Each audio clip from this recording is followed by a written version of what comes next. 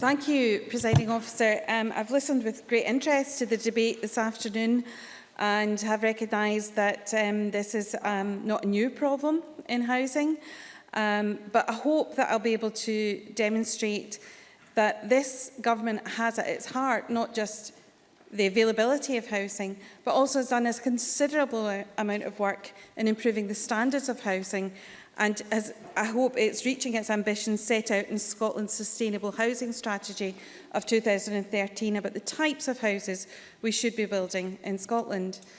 It was Nye Bevan who said at the post-war house building time, at that time, said, "While we shall be judged for a year or two by the number of houses we build, we shall be judged in 10 years' time by the types of houses we build." And I think that the quality and type of housing is as equally important as the numbers in getting it right for Scotland's communities. As a Central Scotland MSP, I have in my area the former Ravenscraig site, and on that site the British Research Establishment have their Centre of Excellence. It's an innovation park that's developed on the former steelworks, and this site is to show and showcase sustainable housing for the future with energy sustainability, affordability and community at their heart. Very relevant, as there are potentially 3,500 houses to be built on the Ravenscraig site. If I could highlight some of those buildings, the site was opened by Alec Neil in 2012, and there is a demonstration house by Applegreen Housing, which is designed to reduce the input of energy, water and other resources while minimising the generation of waste and other environmental disturbances.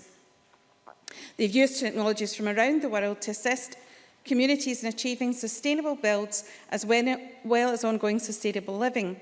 The houses are built out with the site, usually sourcing local factories and local SMEs to provide the housing, and they are put there on the site, which puts money back into the local housing and the community through the jobs that are generated from Applegreen developments. There is also the Zero Waste Scotland site, plot number 5, which is a resource-efficient house. The Environment Secretary Richard Lockhead launched the Resource House on the BRI site in September 2013. It's one of the first projects to be delivered by the Scottish Government's Resource Efficient Scotland programme, managed by Zero Waste Programme, and it's built in partnership with Teague Green Limited. This is another example of a house that will lead to at least the gold performance levels in terms of efficiency and fuel efficiency. Every element of this is a net zero carbon house, and it's been created with the need to lessen the impact on the environment from any house build.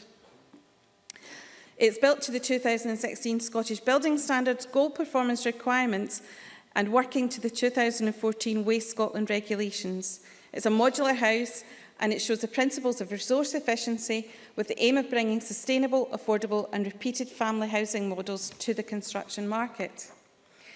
The site also contains a refurbished house. This is a retrofit demonstration with Edinburgh University and Historic Scotland. It has used retrofit techniques, and it's currently because we're replacing our housing market and redeveloping existing sites, it's imperative to improve the performance of existing housing stock in order to reduce the CO2, to meet our CO2 reduction targets. So this is something that will feed into the building industry and show best practice on how to retrofit solutions that work in the long term. There is also a curriculum house designed and developed by the future builders and designers of our country in conjunction with New College Lanarkshire's CAD Architectural Design and Construction courses. And there's also a timber house in partnership with the Forestry Commission, which showcases innovative use of homegrown timber products and the ability to use local and local products to ensure that we have low embodied energy, healthy and thermally efficient dwellings in Scotland.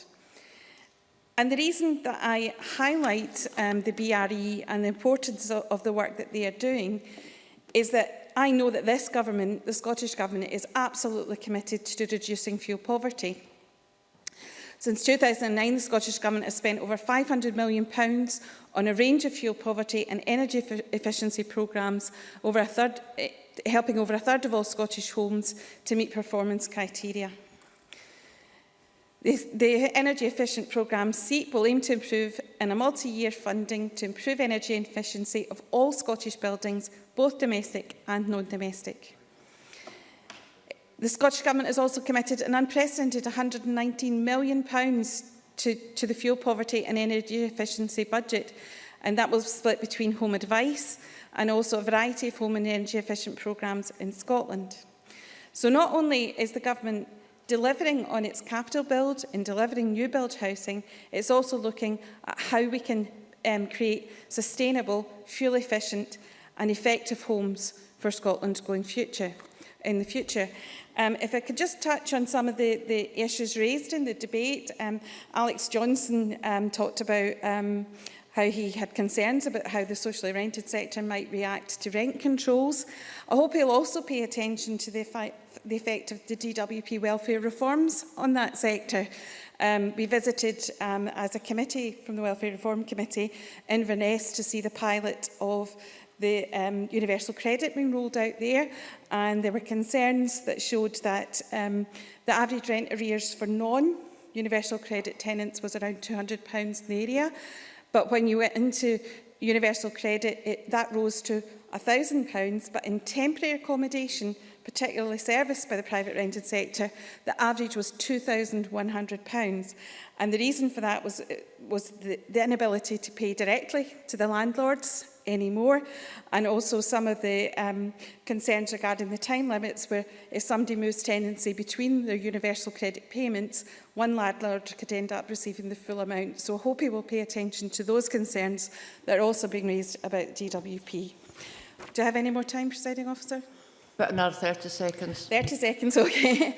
Bob Doris was right to say that can't take this out of the context of austerity, because not only this government having to deal with slashes in its capital build budget and also deal with the austerity agenda, it's having to mitigate for council tax benefit and bedroom tax and the other problems that are coming their way.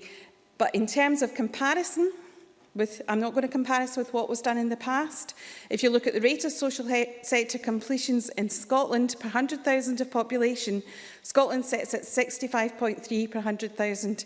In Wales, where Labour are in power, that's only 24.6. And I would suggest that this government is doing everything it can in the current climate to meet the housing needs of Scotland.